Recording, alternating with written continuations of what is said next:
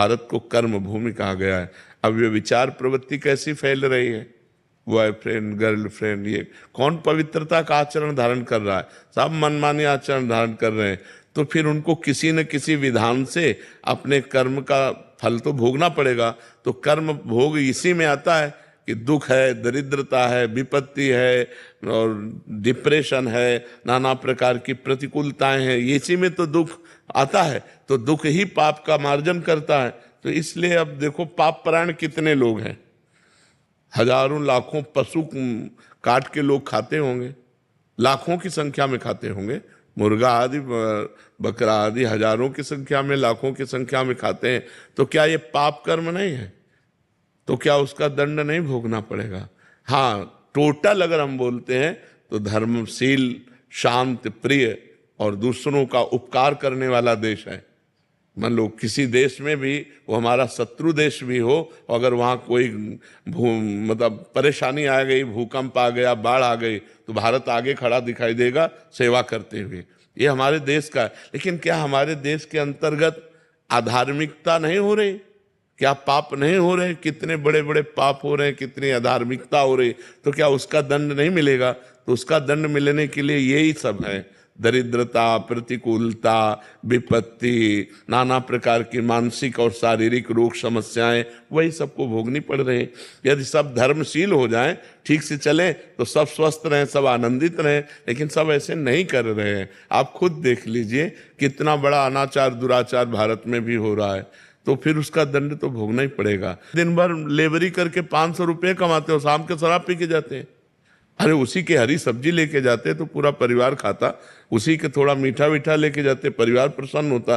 लेकिन शराब पिए और ढंगते हुए ऐसे जा रहे हैं। ये लाखों की समस्याएं हैं, लाखों की समस्याएं, एक की समस्या नहीं, लाखों लोगों की है।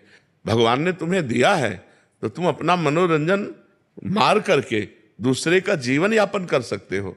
हजारों ऐसे हैं जो बीमारी से परेशान हैं और अर्थ की अव्यवस्था है, और तुम 50,000 फूंक रहे हो। भगवान ने तुम्हें दिया है माना, तो तुम 50,000 मनोरंजन में फूंक रहे हो। यदि उनको दे देते तो गरीबों के घर बस जाते।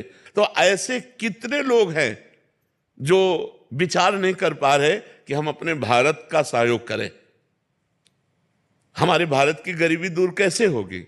जिनके पास अपार धनराशि है वो गरीबों को ऐसी व्यवस्था करे। तो ऐसी मति गति कहाँ है? तो इसलिए टोटल तो हम कह सकते हैं कि हमारा देश धार्मिक देश है, शांति प्रिय देश है और दूसरों का उपकार करने वाला देश है। लेकिन सब नहीं है, इसीलिए सब भोग रहे हैं, इसलिए अपने अपने कर्मों का फल भोग रहे हैं। रमेश जी नोएडा से।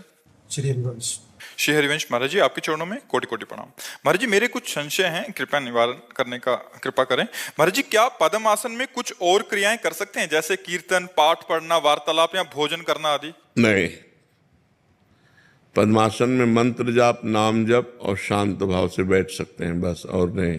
ये नहीं कि पद्मासन लगा के भोजन पा रहे हैं, पद्मासन लगा करके हम पाठ कर रहे हैं, कीर्तन कर रहे हैं। पद्मासन होता है शांत भाव, मन को एकाग्र करके नाम में, मंत्र में लगाया, शांत भाव से बैठे भगवत चिंतन कर रहे हैं। अब जितना लगा सको, 4 घंटे, 5 घंटे, 3 घंटे, 2 घंटे, भोजन आदि सुखासन पर, कीर्तन आदि खड़े होकर के या सुखासन में बैठ करके, अलग अलग है। लेकिन पद्मासन में मंत्र जाप, ध्यान, नाम जाप अंदर करते हुए शांत बैठे रहना, पद्मासन आदि का। महाराज जी, ये अनुभव किया कि पद्मासन जैसे आपकी प्रेरणा से किया तो भोजन अल्प मात्रा में हो गया, हाँ, और शक्ति ज्यादा मिल रही है। हाँ, ये होता है, भोजन अल्प हो जाता है और शारीरिक शक्ति बढ़ने लगती है, क्षमता बढ़ने लगती है। बहुत सुंदर। महाराज जी, क्या पद्मासन और सिद्धासन एक दूसरे के बाद कर सकते हैं? पहले हाँ, पद्मासन, तो हाँ, फिर सिद्धासन? तुरंत कर सकते हैं।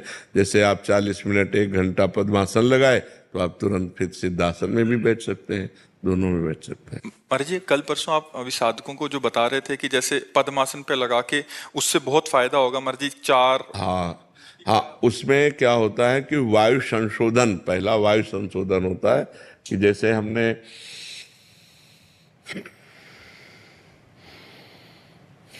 ये 2 बार हुआ, ऐसा 10 बार करे आसन में बैठ करके, ये वायु संशोधन हुआ।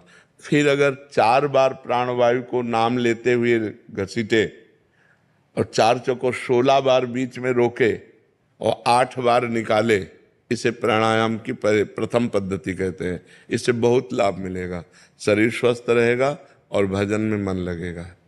और महाराज जी ये मतलब 10 बार एक साथ करना है महाराज जी? हाँ, 10 बार एक बार, पर अभ्यास करने के लिए एक एक दो दो से शुरू करें। गृहस्थ आश्रम में भी कर सकते आराम से कर सकते हैं, बहुत सरल है। मतलब दो दो प्राणायाम कर ले, फिर 3 कर ले, फिर 4 कर ले, धीरे धीरे 10 की संख्या में पहुंचे। पर वो स्वास्थ्य हैं? लाभ क्या क्या मिलेगा इससे? इससे सबसे पहला लाभ होगा कि मन शांत होने लगेगा, शरीर निरोग होने लगेगा, प्राणवायु बलिष्ठ सूक्ष्म हो जाएगी और भजन में मन लगने लगेगा, ब्रह्मचर्य ठीक हो जाएगा। बहुत से लाभ ही लाभ है इसमें। हानि तब है जब इसके व्यतिक्रम कर दिया। जैसे आपने प्राणायाम किया और 30-40 मिनट निकालना चाहिए, कुछ एक बूंद पानी भी नहीं पीना चाहिए। यदि आपने पानी पी लिया तो बिगाड़ कर दे। उससे पहले पी सकते हैं? हाँ, उससे पहले आप पी सकते हैं। 50 ग्राम 100 ग्राम पानी पी सकते हैं और तुरंत प्राणायाम में बैठने के लिए 50 ग्राम 100 ग्राम पानी पीकर बैठ सकते हैं। प्राणायाम का समय क्या है महाराज जी? कभी भी आप कर सकते हो, प्रातः मध्याह्न सायं कभी भी आप कर सकते हो, जब आपको टाइम मिले तब स्वच्छ वायु में आए। संध्या में संध्या भी कर रहे, लेकिन जिनका प्राणवायु संशोधन कार्य तो दिन भर करते रहते हैं। योगी लोग तो दिन भर प्राणवायु का संशोधन करते हैं। तो संध्या काल में तो 1-2 प्राणायाम के लिए लिखा ही है कि प्राणायाम, हाँ प्राणायाम करे, जरूर करे। माला कर सकते हैं पद्मासन? हाँ, पद्मासन, वही तो माला कर सकते हैं। प्राणवायु का संशोधन उसे करना ही चाहिए, तभी शरीर स्वस्थ रहेगा और भजन में मन लगेगा। पर बस ये है कि थोड़ा नियम का पालन करे। अगर व्यभिचारी पुरुष है तो फिर कर ही नहीं सकता है, क्योंकि इसमें थोड़ा संयम चाहिए। बिना संयम नियम के प्राणायाम होता भी नहीं है ना। कभी कुछ करते में स्टार्टिंग में चक्कर से आ जाते एक साथ, चक्कर से आ जाते। आप वो ब्रह्मचर्य की कमी, ब्रह्मचर्य की कमी के कारण, तभी हमने कहा ना व्यभिचारी पुरुष जैसे आपने गलत आचरण किए तो ये पवित्र थोड़ी हो सकते। एक संयम पूर्वक, पहले संयम है, फिर नियम है, फिर प्राणायाम, फिर प्रत्याहार, फिर ध्यान, फिर धारणा, फिर समाधि है। तो प्राणायाम थोड़ा कठिन कार्य है। पर परसों आप बता रहे थे कि योग्य गुरु के संरक्षण। हाँ हाँ, अब जैसे बताया ना, आप प्राणायाम करके तुरंत पानी पी लो तो आपकी प्राणवायु बिगाड़ देगा, कफ बढ़ा देगा, श्वास की हिचकी आने लगेगी, श्वास में परेशानी हो जाएगी। और अच्छा प्राणायाम करके जैसे तुरंत पानी पी लो तो दमा की बीमारी हो जाएगी, क्योंकि वायु को अब उसको 45 मिनट कम से कम टाइम दीजिए। प्राणायाम हुआ, अब 45 मिनट कुछ खाना पीना नहीं, अब वो पच जाएगी, फिर इसके बाद आप पा लीजिए। पर ये बहुत सावधानी की जरूरत है, क्योंकि अब सब कोई पद्मासन में नहीं बैठ सकता, सब कोई प्राणायाम नहीं कर सकता। तो थोड़ा व्यायाम करके और भगवान की आराधना में लगे, लेकिन लगे भगवत आराधना करे, बिना आराधना के रहे और दैन्यता रहे। नहीं तो अभिमान भी हो जाता है, आराधना करने पर, साधना करने पर अभिमान भी हो जाता है, दैन्य रहे। सागर राय जी, राधे राधे महाराज जी। महाराज जी, क्या भगवत प्राप्ति के लिए नाम जप के साथ दीक्षा लेना जरूरी है? क्या सबको दीक्षा आवश्यक है? जैसे हम दीक्षा ले लेते हैं तो फिर गुरु के अनुशासन में हमारा जीवन हो जाता है। हमारा मन एक तरफ चला जाता है कि हमारे वो गुरुदेव हैं और हमारी ये उपासना है। नहीं तो मन की जो दशा है वो बड़ी विचित्र है। कभी ये धन प्रिय लगता है, कभी वैराग्य होता है, कभी स्त्री प्रिय लगती है, कभी वैराग्य प्रिय लगता है, कभी जंगल में रहने का मन होता है, कभी भोगों में रहने का मन ऐसे चलता रहता है, चलायमान है। तो मेरे मन पर अनुशासन कर सके वो गुरुदेव, गुरुदेव ने जो आज्ञा करी, गुरुदेव ने जो उपासना दी, मेरे गुरुदेव। तो जहाँ हम किसी को अपना गुरुदेव मानते हैं तो उनका चिंतन होता है, तो उनके दरस परस अगनास बास निज संग करो दिन, तीन मुख हरिजस सुनत श्रवण मानो न तृपित चिन्ह। एक ममता हो जाती मेरे गुरुदेव, तो उनका चिंतन होता है। तो चिंतन मात्र से पाप नष्ट होते हैं। संतों का चिंतन करने, दरस परस अगनास बास निज संग करो, सुमिरन नाम पवित्र अति। उनका सुमिरन करना, उनका नाम चिंतन आ जाना, उनका रूप चिंतन आ जाना गुरु जी का, इससे सारे पाप नष्ट हो जाते हैं। और ध्यान मूलम गुरु मूर्ति, पूजा मूलम गुरु पदम, मंत्र मूलम गुरु वाक्यम, मोक्ष मूलम गुरु कृपा। इसलिए जो नाम जप करते हो उसी को गुरुदेव के द्वारा जब मिलता है तो उसकी विशेष महिमा होती है। और गुरुदेव के द्वारा मिला ही हुआ है। जैसे आप राधा राधा रट रहे हो तो कहीं ना कहीं किसी संत के मुख से राधा नाम सुना तभी तो रट रहे हो, तो हो गई दीक्षा, मान लेना चाहिए। जैसे पूज्य श्री कबीरदास जी को हमने पढ़ा कि रामानंदाचार्य जी से दीक्षा लेनी थी और वो संभव नहीं हो रही थी, तो वो काशी के घाट में सीढ़ियों पे लेट गए। तो वो 4 बजे तड़के गंगा स्नान करने जाते थे, वो अपने चिंतन में थे, तो पैर पड़ा कबीरदास जी की छाती में, जी देखा उनका बेटा राम राम, बोले गुरुदेव राम राम, बस उसे ही दीक्षा मान ली और बड़े सिद्ध महापुरुष हुए। तो अब जैसे कहा जाता है राधा राधा रटो, अब मान लिया राधा राधा, ये हमारे गुरुदेव और इनके मुख से निकला हुआ राधा नाम, हो गई दीक्षा। मानने की है, और एक कंठी बंधा लो, तिलक लगा लो और मनमानी आचरण करो तो कोई शिष्य हो गए क्या? वो तो नरक जाना पड़ेगा, पापाचरण करो तो नरक जाना पड़ेगा। बात समझ पा रहे हो? दीक्षा का मतलब होता है किसी संत से अपनापन हो जाना, किसी संत के अनुशासन से हमारा जीवन पवित्र मार्ग में चले, उसे ही दीक्षा कहते हैं। महाराज जी कुछ लोग घबराते हैं कि फिर हम एक नियमावली में बन जाएंगे, फिर एक मतलब क्योंकि मन का हाँ, अगर आप किसी संत की नियमावली में बन जाएंगे तो माया से मुक्त हो जाएंगे। अगर आप संत की नियमावली में नहीं बनेंगे तो माया अपनी नियमावली में बांध लेगी, और माया जिसको बांध लेती है उसकी दुर्गति करा देती है। तो इसलिए जरूरी है किसी संत के आदेश उपदेश के अनुसार हमारा जीवन हो, हम मनमानी आचरण न करें तो बहुत बढ़िया जीवन हो जाएगा। आप खुद देख लो, किसी संत से जुड़ के देख लो आपका जीवन कैसा हो जाता है, और जो जुड़ रहे हैं उनका जीवन कैसा हो रहा है, जब वो नहीं जुड़े थे तब उनका जीवन कैसा था। वो तो परिवर्तन होता है बच्चा। लोहा कभी सोना नहीं बन सकता, पर पारस के स्पर्श से सोना बन सकता है। तो पारस है संत जन और समाज है जैसे लोहा। तो संत जन जब उनको वाणी के द्वारा छूते हैं, दृष्टि के द्वारा देखते हैं, हृदय से संकल्प करते हैं, तो समाज का परिवर्तन शुरू हो जाता है।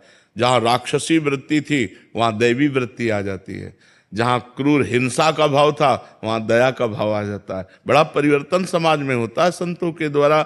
जो भगवान के कृपा पात्र जन होते हैं उनके द्वारा समाज का बड़ा सुधार होता है। तो संत हमारे गुरुदेव हैं, और जब हम उनसे ममता कर लेते हैं तो हमारा मंगल हो जाता है। हमें डर लगता है कि यार हमसे कोई गलती हो गई, उनके सामने जाएंगे, वो जान जाएंगे, वो डांटेंगे।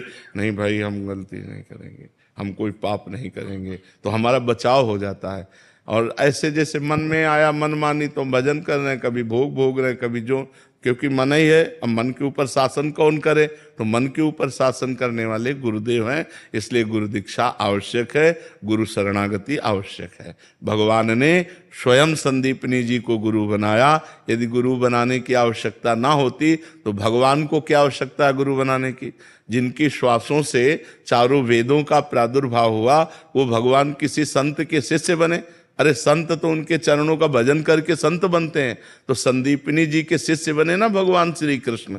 विश्वामित्र वशिष्ठ जी का उपदेश स्वीकार किया ना भगवान श्री राम जी ने। तो ये विश्वामित्र जी के चरण चापे भगवान राम ने। तो विश्वामित्र जी क्या, उन्हीं के भजन से तो हैं, लेकिन भगवान ने संतों को गुरु माना। ये प्रदीप जी जयपुर से। राधे राधे महाराज जी। महाराज जी कर्म क्या है? क्या सचमुच किसी व्यक्ति के कर्म का फल भगवान तय करते हैं? जी, कर्म का ही तो फल मिल रहा है जेल में। जेल में कर्मों का ही तो फल है। कुकर्म हो गए तो पूरी जेल भरी हुई है। कर्म वो होता है जो हमारे मन में स्फुरणा होती है, संकल्प बनता है, बुद्धि निश्चय करती है, फिर इंद्रियों से चेष्टाएं होती है, उसे कर्म कहते हैं। कर्म 2 प्रकार के होते हैं, एक शुभ कर्म और एक अशुभ कर्म, जिनको कहते हैं पाप कर्म, अशुभ कर्म, और पुण्य कर्म, शुभ कर्म। दोनों का फल अवश्य में वो भोक्तव्यम कृतम कर्म शुभाशुभम, अवश्य भोगना पड़ता है, उनका परिणाम भोगना ही पड़ता है। कोई कितना भी बड़ा ऋषि महर्षि हो उसको भी भोगना पड़ता है। इसलिए कर्म बहुत होश से करे, बेहोश होकर न करे, प्रमाद में न करे, नहीं तो उसका दंड मिलता ही है। अब देखो कर्म है, किसी बहन बेटी को छेड़ दिया, अब डंडा चलेंगे, पुलिस ले जाएगी, मुकदमा चलेगा, उसको सजा मिलेगी। कर्म है, क्रोध आ गया, हम किसी की हिंसा कर दी, आजीवन कारावास। हिंसा 5 मिनट में हुई और उसका दंड पूरे जीवन भोगना पड़ेगा। या ज्यादा अपराध बन गया तो फांसी की सजा मिल जाएगी। तो कर्म ही तो है। और अच्छे कर्म हो गए तो देखो राष्ट्रीय सम्मान मिलता है, समाज में आदर मिलता है, और यहाँ सुख मिलता है, और परलोक में भी सुख मिलता है। सारा खेल कर्म का है। कर्म प्रधान विश्व रचि राखा, और जो जस करे तासि फल चाखा। कर्म की प्रधानता से विश्व की रचना हुई है, जो जैसा करता है वैसा फल भोगता है। समझ पा रहे आप? इसलिए बहुत होश से कर्म करे, और होश बनाने के लिए नाम जप है। जब तक नाम जप नहीं तब तक बेहोश ही हो। जानते हो कि ये कर्म नहीं करना चाहिए, फिर भी करोगे।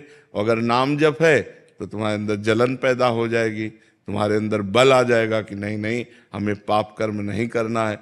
सब कोई जानता है पाप कर्म किसे कहते हैं और पुण्य कर्म किसे कहते हैं। भगवान ने इतना ज्ञान सबको दिया है, और जब कोई कर्म करने चलता है तो भगवान अंदर से प्रेरणा करते हैं, ये गलत है, मत करो। लेकिन हम लोग इतने मलिन स्वभाव के हैं कि अंदर की बात को न मानकर और कर्म कर बैठते हैं, और बाद में सोचते हैं कि यार हृदय में तो आया था, पहले अंदर आया था कि यार ना करें, पर यार अब कर दिया तो फिर अब भोगना पड़ता है। इसलिए कर्म बहुत संभाल करके। वर्तमान में कभी किसी सत्कर्म का विपरीत फल मिले तो इसका क्या अर्थ समझ? नहीं, सत्कर्म का विपरीत फल मिलता ही नहीं है, वो आगे मिलेगा। हाँ, जैसे हमने आज सत्कर्म किया और आज हमको कष्ट मिल रहा है, तो ये हमारे सत्कर्म का नहीं मिल रहा, ये हमारे पूर्व पाप कर्म का मिल रहा है। आज जो सत्कर्म किया है आगे फसल, आगे हमें ये सुख देगा। लेकिन आज हम अच्छे से चल रहे हैं और दुख भोग रहे हैं, तो इसका मतलब है पूर्व के पाप हमें दंड दे रहे हैं, और अभी का जो अच्छा कर्म है वो हमारा भागवतिक बैंक में जमा हो रहा है, जो हमें आगे प्राप्त होगा। जैसे किसान की फसल तुरंत अन्न नहीं दे देती, कई महीने लगते हैं, ऐसे बड़ी सरकार है हमारी तो बहुत लेट नंबर आता है। जैसे अभी है तो मुकदमा कई वर्ष नहीं चलता, किसी केस का कहो मुकदमा सालों चलता रहे, कहो 10 साल चलता रहे। कभी कभी तो उतनी जितनी सजा भोगनी होती है उतना तो मुकदमा में वो जेल में बंद रहता है। तो ऐसे ही भगवान की बहुत बड़ी अदालत है, अनंत ब्रह्मांडों के जीवों का हिसाब है।